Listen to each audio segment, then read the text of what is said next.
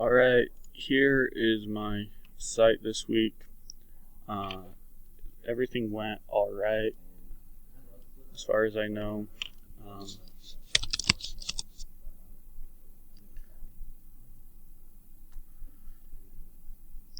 and so here's the font that I used.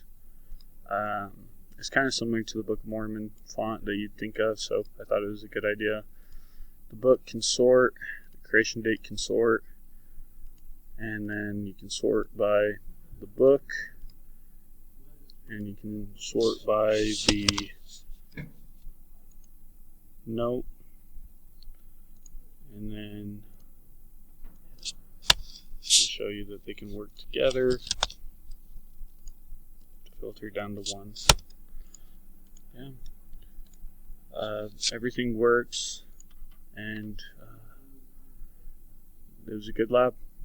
Thanks.